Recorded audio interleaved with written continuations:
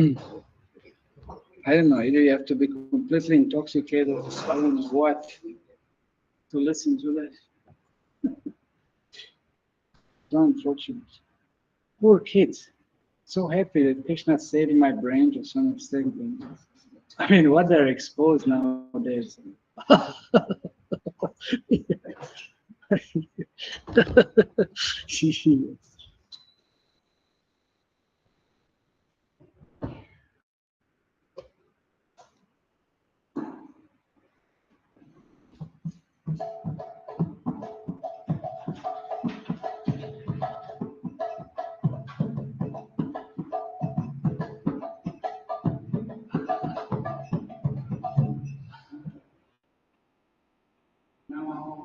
Hare Krishna, Krishna, Adbhuta Hari,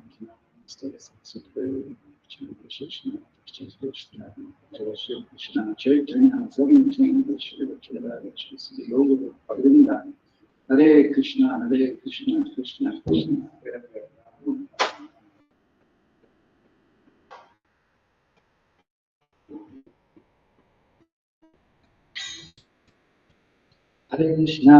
Hare Krishna, Krishna, Krishna, Hare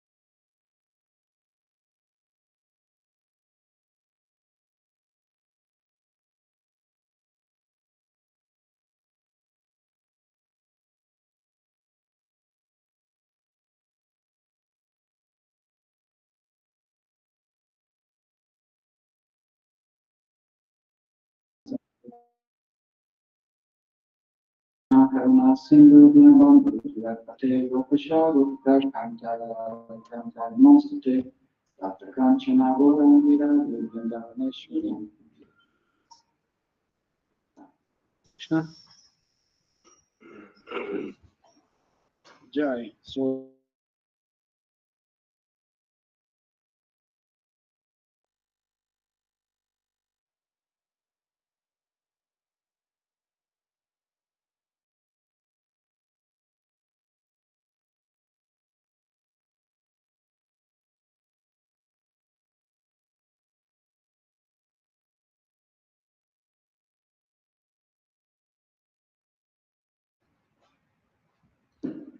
was urgent call.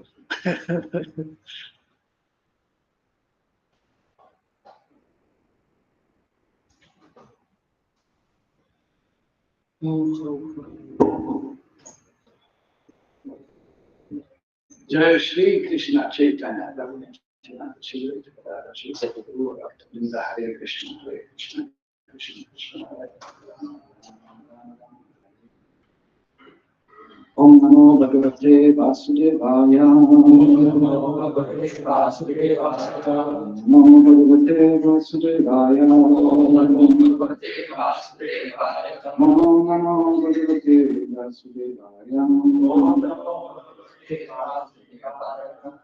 Reading from Srimad Bhagavatam, Canto 4, Chapter 4, 27, entitled Attack by Chandravega on the City of King Ranjana, text number 3.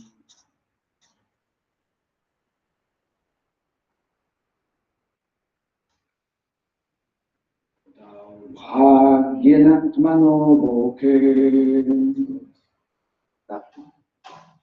Vishuddha Dubhagetisa Yadushta Rajashyetu Vitadat Urave Varam. Translation and report by His Divine Grace Bhaktivedanta Swami Srila Prabhupada. Okay, before we started, what did we discuss last time? Who remembers? I was quite some time ago. What did we discuss? Yes. Okay. What else? Time and tide.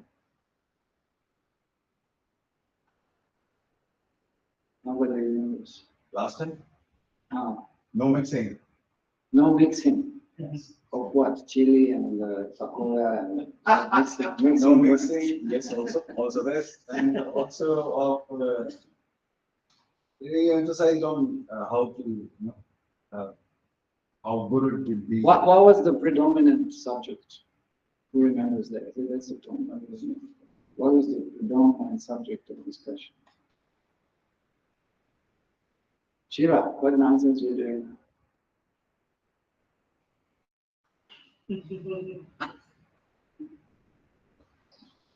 We talked about marriage proposal. No.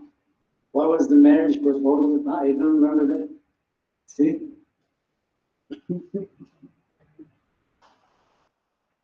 Huh? Who wanted to marry whom? And that's the constant subject matter. No, that's the debate. That's what everybody's discussing. Who's going to marry whom? Who's going to divorce whom? That's the constant subject matter. So what did we discuss last time? Who wanted to marry whom? Huh? What? Last time we discussed about the equal and so much engaged sex life. I said, who wanted to marry whom? What are you talking about sex life?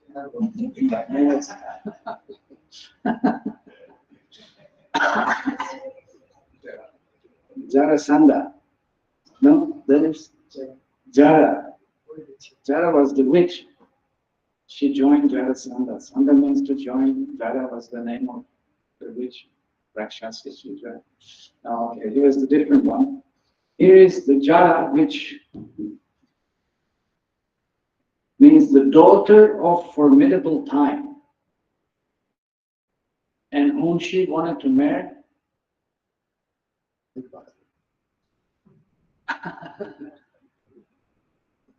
Jara wants to marry her, and she will marry everybody. Don't worry about it.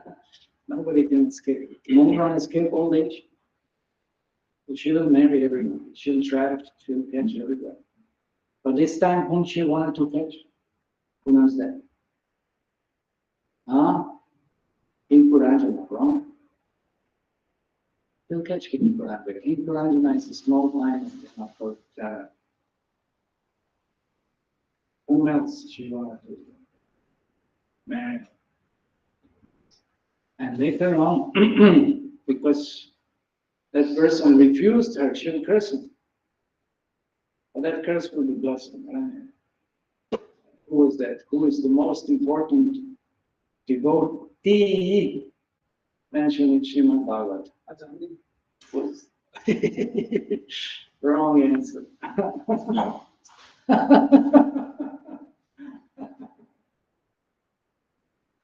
Srimad Bhagavatam is who is the most prominently present.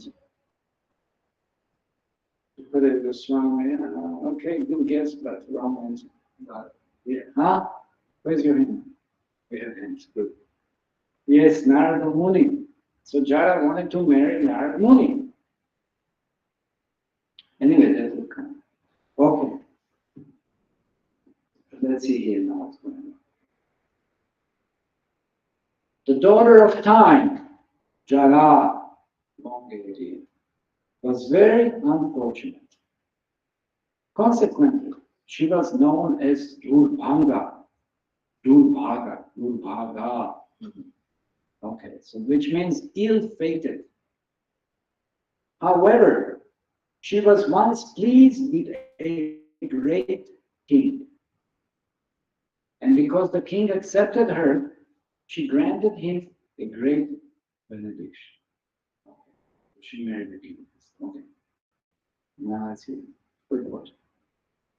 As Bhaktivinoda Thakur sings, Sarasutta Hagalam, all kinds of happiness disappear in old age.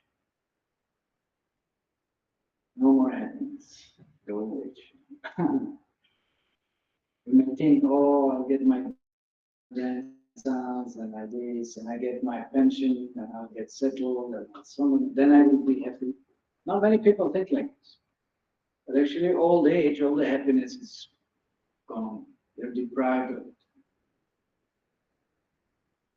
So, all kinds of happiness disappear in old age. But nobody, how many of you believe that? It's difficult to believe when you don't have experience, right? And now you're identifying with younger bodies, and you don't have so much trouble, means you don't face so many difficulties that old age brings about. You know, when you're young, there was one song, everything is easy when you're young. You can do anything. Doesn't mean, whom you are with, it doesn't, tears and blood can flow, this and that. That song is a very interesting song, it just doesn't mean nothing matters so much. Everything is so easy. When you're young, everything is so easy. But that youth, how long does it last? It doesn't last for long. And then what happens? Then at least theoretically, we should be ready for that. We should be ready. Then for a few years, now we are exploring life. We are trying to enjoy, extract whatever best we can. But the problem is it doesn't last forever. And that's a very serious problem. Why? Because we will become severely disappointed. You see, now you're so accustomed to pleasures of the body, pleasures of the senses, derived from the body. But once the body becomes dysfunctional and you don't derive the same pleasures, how much frustration will you face? At least philosophically, try to think about it. You can't eat so much. You can't taste so much. You can't smell. All people say eyesight. People lose eyesight. You don't see. I remember my father saying, he would say, I can't see that, I can't see that, I can't see that. Such a frustration. And then hearing, you see people that have hearing aid, this and that. You can't hear. Hearing is gone. Now you can hear Hare Krishna, Krishna Krishna, Hare Hare Rama, Rama Rama. You take benefit of hearing. Once you get old, you can't hear. You can't hear. You say, what? Yeah. Becomes such a trouble.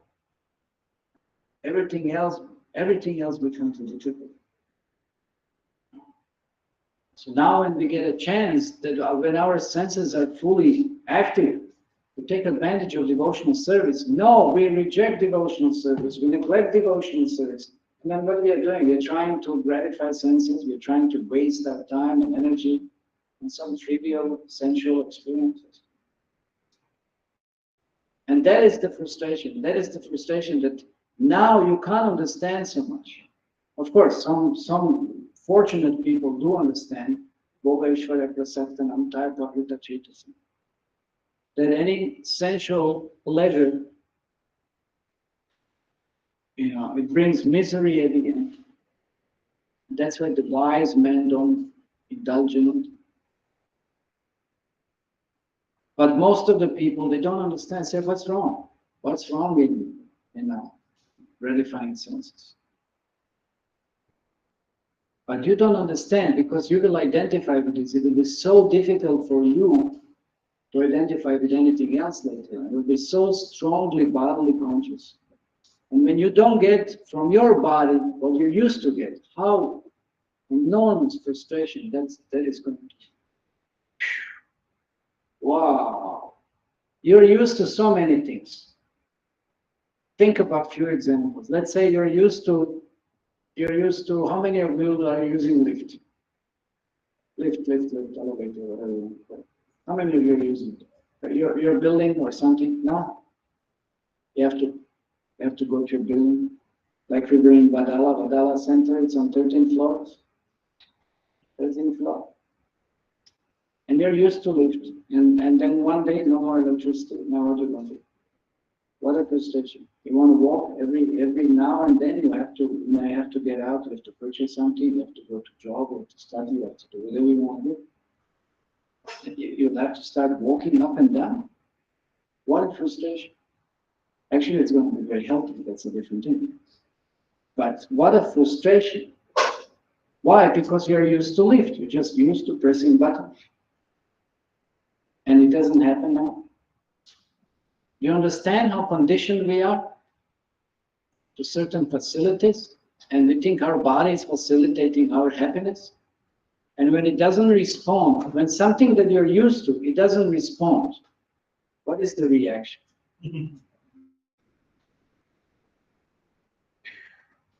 So that's what happens. You're training, you're now gearing yourself up, you're agitating yourself more, you're conditioning yourself more to the pleasure that comes from the body. And to some extent, for some time, that is going to be possible. But then after some time, it is not going to be possible anymore. So where will you get your pleasure from? And you will keep on trying and keep on trying and keep on trying. You will keep on failing, you will keep on failing, you will keep on failing. What kind of life you will have? It's just like, okay, big example of the lift. And you keep on pressing buttons, you keep on pressing buttons. Nothing doesn't work. There is no electricity, there's no electricity. It's not going to be response. So body, no matter what you try to do with the body, you can try to agitate the body in whatever way you want, but there's not going to be response. It's just not going to be able to respond because it won't have that power and facility. So how much we are cheating ourselves? We're thinking the whole life is based on bodily pleasures. The whole material civilization is running, all the media, everything, all education, everything is bodily centered. And then just see what happens, how much frustration people then experience when whatever they're used to giving them pleasure, it stops giving them pleasure, it starts giving them pain. And they keep on trying still, they keep on adjusting, they keep on hoping, they keep on endeavoring, but then just get pain and more pain and more pain and more pain. What kind of civilization is this? What kind of philosophy is this? It's animal philosophy. It's animal life actually, because that's what animals do. Ahara, nidra, bhayam, maitunam. That's it. They're also eating, sleeping, fearing, defending. Same thing, same business. What is the difference? They're also enjoying the body. But human life is not meant for that. That's why human life should use their knowledge, their brain, their intellect to understand that why experiencing everything through the senses? Why not experiencing something through the soul, which is eternal? So if we don't learn this now, or when are we going to learn it? That's what spiritual life is meant for. Don't rely upon the body. Body will fail you. Very simple. Don't rely so much on the body. Body will fail you. Failable soldiers. Don't expect much from that. It will disappoint you. It will bring you to the point of utter frustration. And you will be used to that. You think, yes, I'm getting happiness, but you won't get any happiness. And you can keep on trying and doing whatever you want. It's not going to respond. That's a fact. How do we learn that fact? Look around. See the old people who are a little bit aged people. That's it. Even not necessary. Look at the young people, what they're doing to their bodies. Are they happy? The more you're bodily conscious, the more you will suffer. Very simple. The more you look yourself in the mirror, the more you're going to become mad. It's leading to a state of madness. Because you will find so many imperfections. So many imperfections. And there's no end to it. The more you're discovering, the more you're suffering. Nobody in this material world has a perfect body. Even a few so-called models, how much suffering they experience. I mean, they're testimonials of such people, what kind of depressions and frustrations and anxieties they go through, because they're under so much pressure and expectation. So what is suffering this body brings about? So important. That's why there is that saying, when a man found a mirror, you know what happened? You don't know that? When a man found a mirror, you know what happened then? He lost his soul.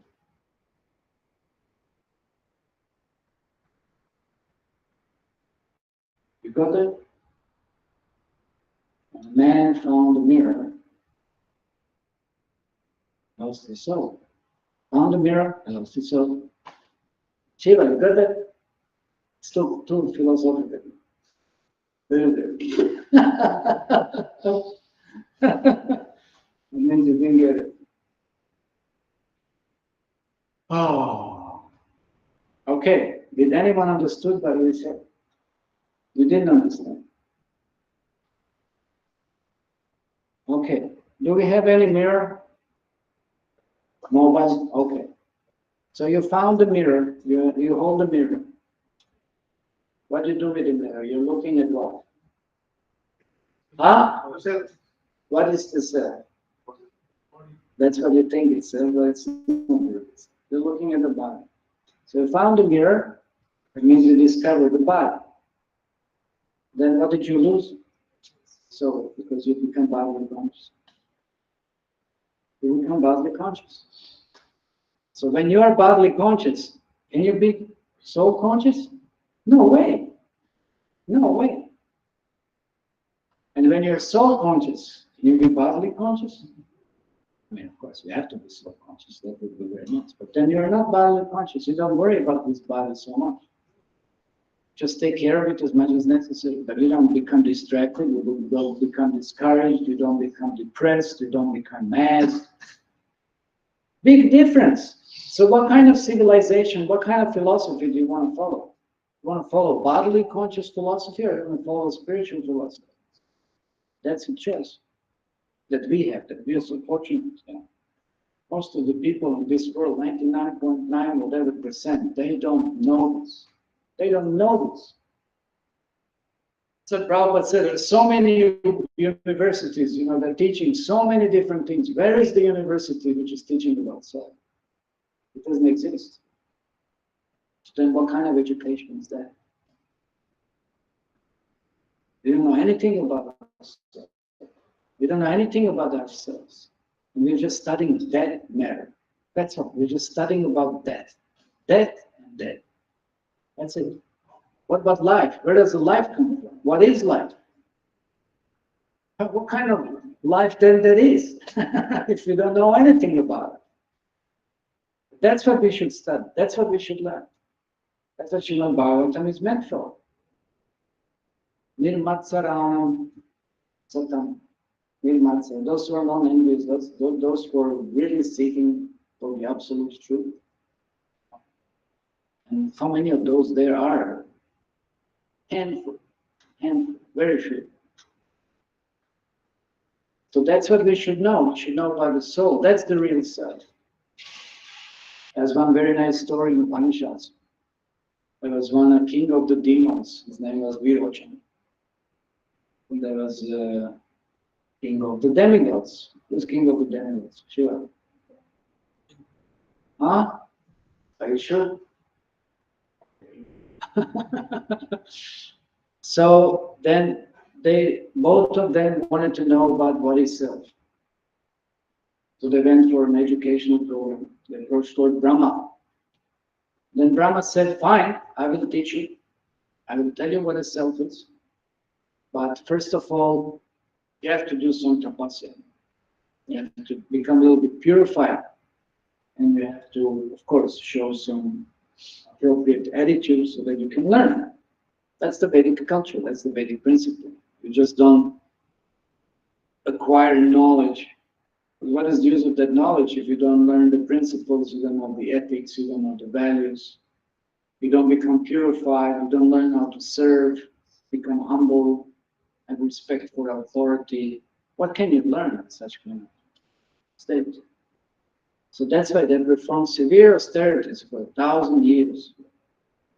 And then they came back and they requested Brahma and said, yes, now please disclose, please enlighten us. And then Brahma said, okay, come with me. And then he brought all of them in front of one big, very beautiful, decorated, ornamented, framed mirror. And they were both Brahma and Virochan and Indra, they were both looking in the mirror, and then Brahma said, what you see is the self. And Virochan said, I knew it, I always knew it. Why did they waste these 1,000 years of tapasya? So I already knew it. You know, what I see, this is who I am. Definitely, just see it. What a powerful king of the demons. I knew it. Indra was a little bit kind of not so certain about it, a little confused. So immediately Virochan went back to the demons and he explained, this is the science of self. What you see in the mirror, this is who you are. Indra came back and then everybody asked him, so what did happen? What did you learn? What did Brahma teach you? So he said that, but I'm not. It doesn't sound right. It doesn't seem correct. Then Indra went back to Brahma and he said, I'm not satisfied. There must be something more. Then Brahma said, okay, 1,000 more years. And Indra did it. He did it.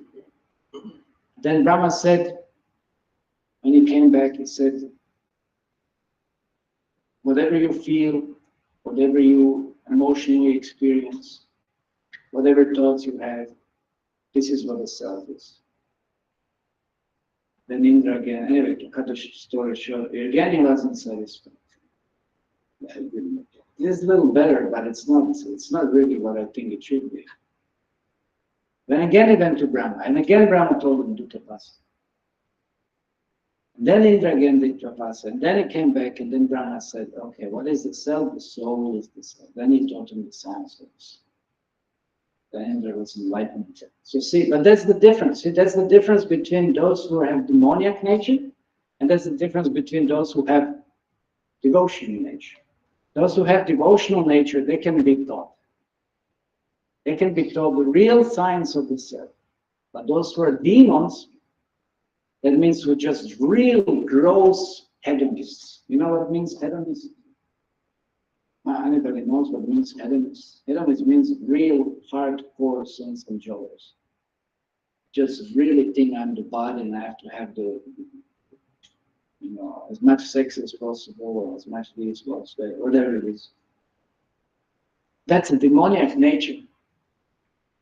Gross bodily consciousness, really gross, really gross. Those are the demons, and that they follow Varnashram Dharma also. They know the benefits, they know the power of Varnashram Dharma. But what is the basis of Varnashram Dharma? You'll see Jarasandha, Kamsa, you read the Shastra, it's such a great demon. Well, why they're so great? They follow the process which is so great. But what is the essence of their process? What is the goal? Samsiddhim Haritoshanam. No. Samsiddhim Haritoshanam is the Hari. Krishna? No, that's not the goal. What is the goal? What is the center? The body is the center. The body is the center. Family life, bodily position, family lineage, your background, everything based on body. That's the essence. That's Asuri Varnashram Dharma. But what is Daivi Varnashram Dharma? Who is the center? Krishna is the center. And body doesn't matter. It doesn't matter what kind of background you're coming from. If you become a nice devotee, that is what matters.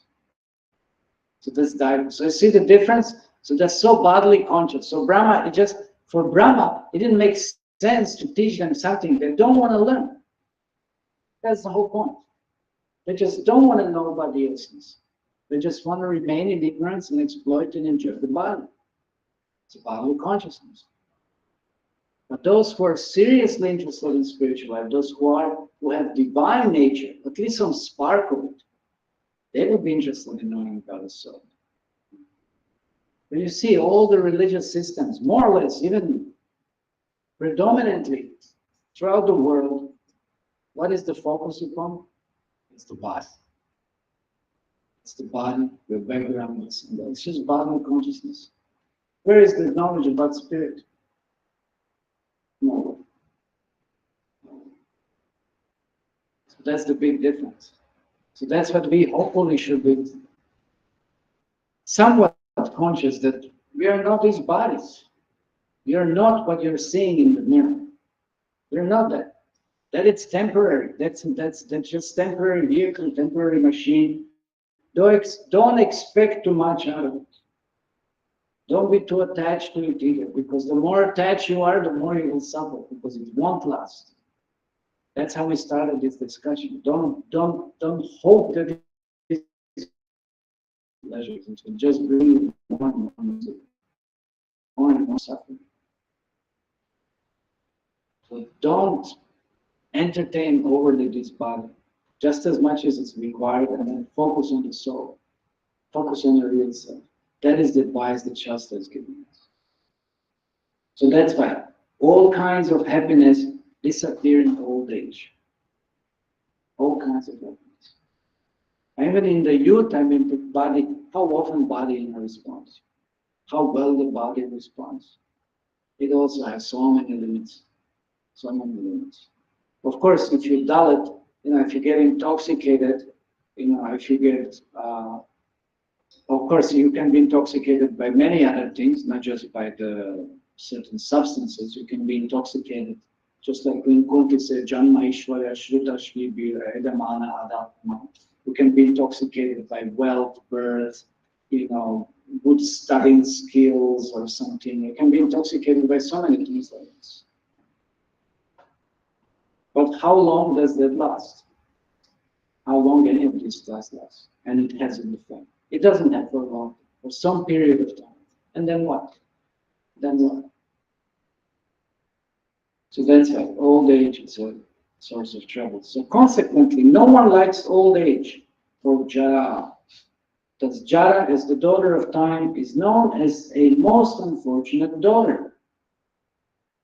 Nobody likes it. I know one fellow who likes the old age. At least he claims so. I won't mention his name. He's such a despicable person. Yes. thousands and thousands of followers. Very interesting. He said he aged in 8 months, like for several years. If he's such a great personality, why he didn't become younger? It's easy to develop, no? Why he didn't rejuvenate himself or his body? Why he didn't become younger? That's a feat, no? That's a feat. It's easy to become old, and get the gray hair and whatever, gray beard or whatever. That's easy. Why don't you become young?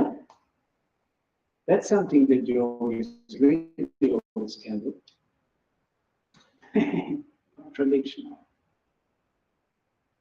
So she was, however, at one time accepted by a great king. Which king? What do you think? Who accepted? Daughter of time. Ja. Who accepted? Which king? Nine stories from Bhagavata. Okay, we will understand. Yayati. Prabhupada says, Yayati was cursed by his father-in-law, Shukracharya, to accept her. That was a funny story. I won't tell that story. It's a very interesting story. And even his testicles, I think, were exchanged for the goat one. So many funny things happened. Just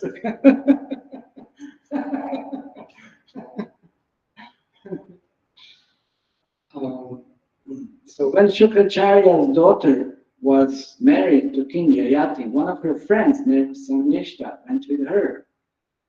Later, King Yayati, it's a very interesting story in Mahabharata. I mean, I haven't had time for that. It's a very, very instructive story. Extremely instructive story. So, Sarmishta was actually daughter of a demon king. And she was friend with Devayani, who she was daughter of the Guru Shukra. No? So, Indra and some demigods made a mess, exchanged the clothes, when they were bathing, and then Sarmishta by accident took Devayani's clothes. And they started quarreling and fighting. And that's how the whole thing began. Then that bodily consciousness, the demoniac bodily consciousness came forward. And they were both accusing each other.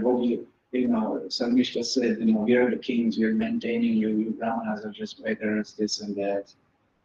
And then Devayani, she hit bad, what are you, you're defending a mercy of my father, this, that, totally, so many accusations back and forth.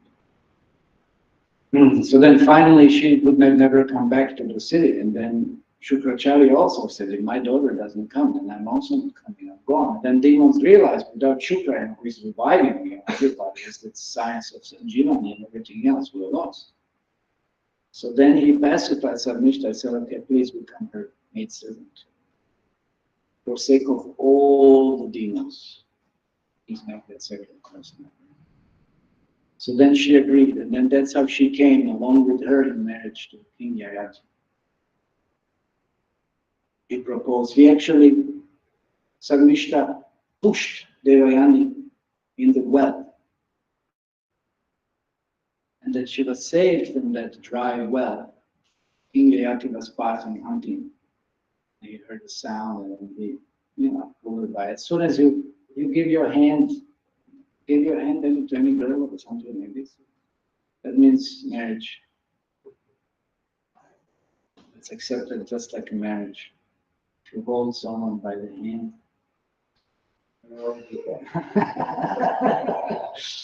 So that's how she married Yayati. That Sarmishta came along. And then the deal was that Sarmishta wouldn't have anything to do with the king.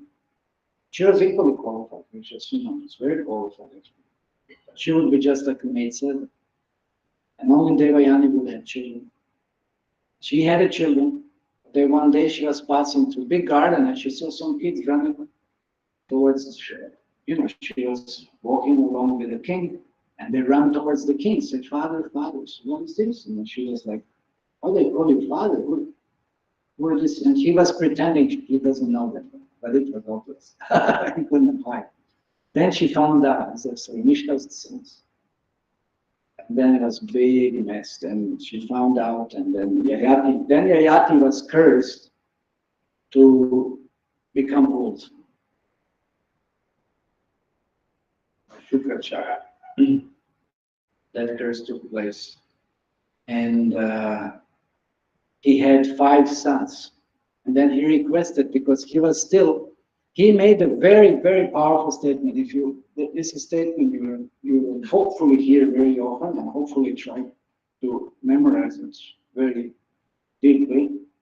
He said that lust is just like a fuel, just like a fire fed by the fuel. No matter how much fuel you put on the fire, you can never extinguish it.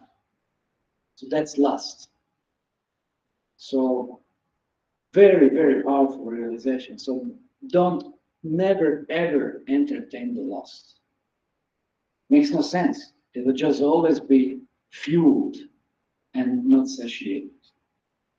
So he made a statement. How? Because he was still not satisfied. Yeah, he was spending time with Devayani and Sarmishta and all other maidservants and this and that, whatever. He still couldn't satisfy his sexual desire. Never satisfied.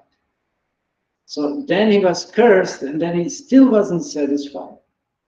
So then he proposed to his sons, please exchange your youth with me. Take my old age. Let me try to satisfy the desire. And of course, sons said, we also want, you know. We also have so many material desires. Why should we give you our youth? And then he cursed them. He didn't give them kingdoms. And then the youngest one, Puru, he agreed. And that's how he said all the others, you know, they were scattered. They were given somewhat out of India. So, to Vasu, it's like Turkey, Yadavas, and like this. But they were like kind of out here, and there are so many other wars there, you know, Drukyus. So they didn't. So the only Puru, so Puru dynasty, Puru Dhara. So anyway, Puru dynasty. So he accepted old age, and then he was very pleased with him. And then later on, he exchanged immediately. He tried so many times again, but he still wasn't satisfied. Then he had a realization and started worshiping Krishna and gave all the bodily consciousness up. But it took him a while. Took him a while to have that realization. So that's what Srila Prabhupada says, Yayati. He was cursed by his father-in-law, Shukracharya, to accept her. When Shukracharya's daughter was married to King Yayati, one of her friends named Sarmishta went with her. Later, King Yayati became very much attached to Sarmishta, and Shukracharya's daughter complained to her father. Consequently, Shukracharya cursed King Yayati to become prematurely old. What does that mean, prematurely old? What is another consequence of premature aging? Huh? What do you think? What is another consequence of premature aging?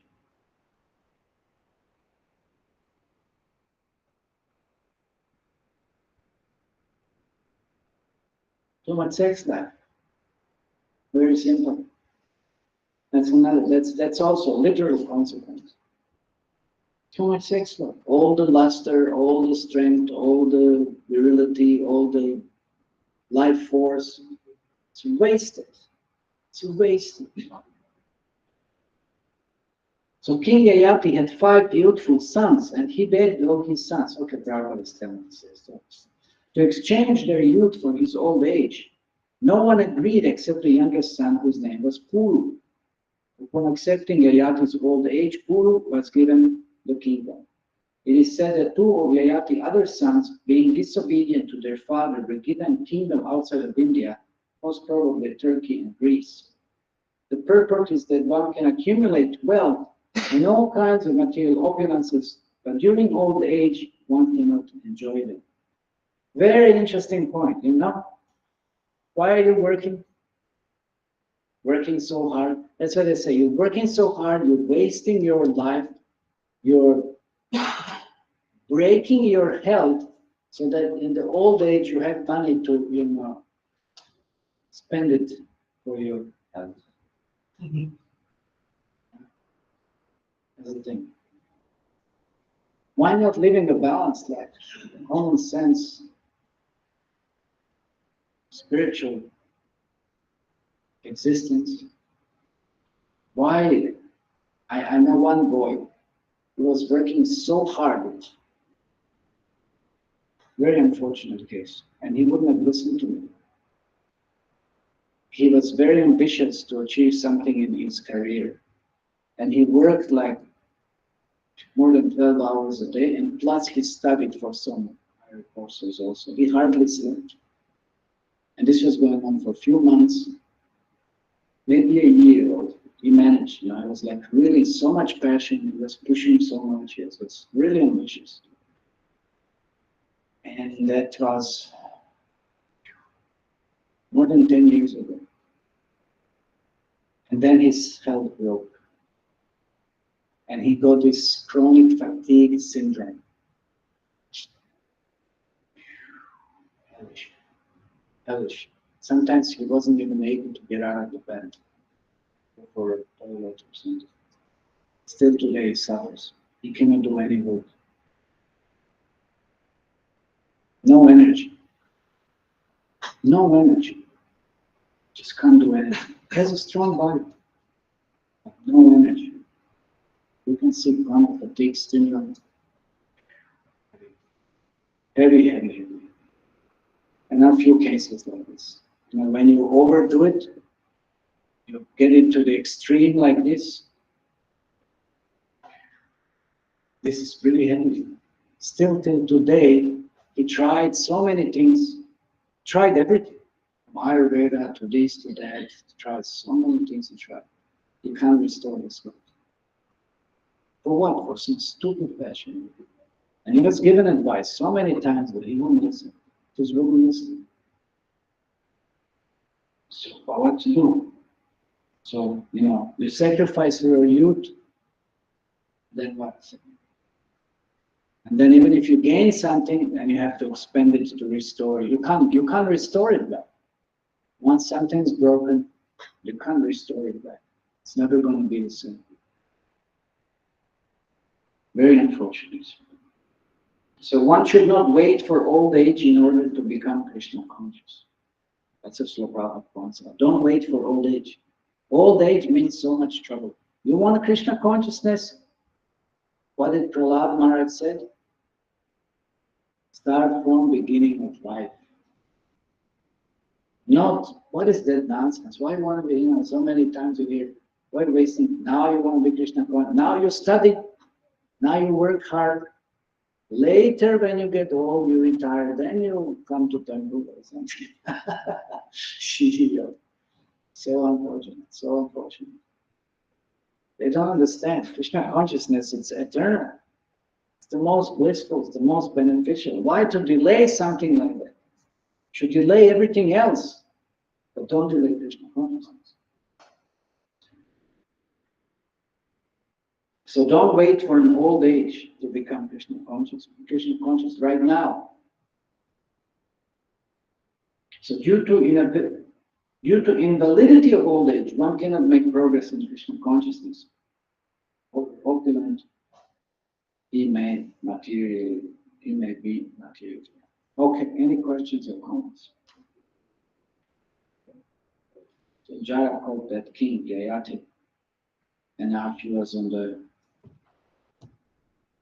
crusade, so to say, process of hunting everybody else down. Any questions about it? Yes.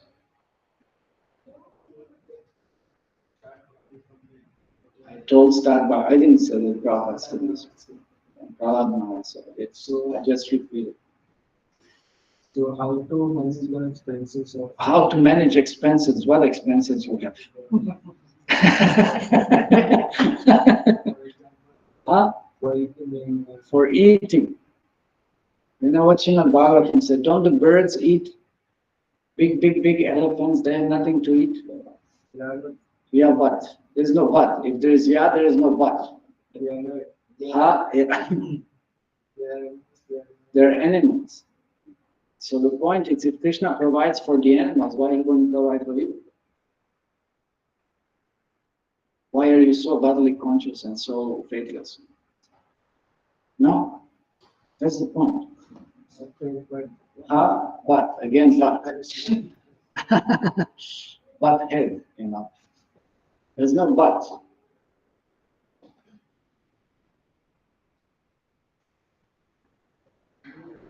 Huh? You know, when I came to India, I had no idea what's going to happen. Absolutely no idea. Even now, I don't have health insurance. I don't think so. I don't know. I never, you know, what will happen to me? What will happen? What will happen? And I'm still here. 30 years have passed. I never, you know, I don't care. You know, I just try to be Krishna conscious. And I get some appreciation sometimes. You know, and I get outside. Just serve Krishna, Lord. Whatever you need, whenever you have to get, even by your karma, whatever it will come. Just have to surrender. No? But, again, but. Can you learn some other word in English except but?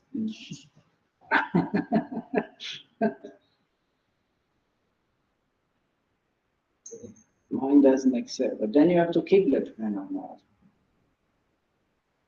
How? I'll show you now. That's a Raska mind. Practice Krishna consciousness, see everything will come. How did Mrigari? There's a good example. You know, Narad Muni told him, you break your bow. You're killing all these animals, torturing them. See what nonsense you said. If I break my bow, this is not family tradition. My father taught me this is how we survive, this is how we live. How will I live? How will I survive? How will my family survive? Narad said, just break your bow. Then he broke his bow, and then Narad told him, okay, this is what I do. And he was never lacking anything. He was always having everything to run it. Oh, that's it.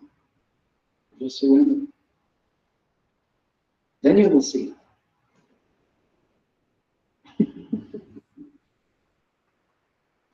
Okay, it's getting late. We have some special mantra sharing today.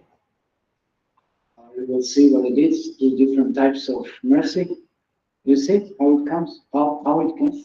It can. It can, just like that. Yeah. See? Okay, so Prabhupada ki jai, Srimad Bhagavatam ki jai.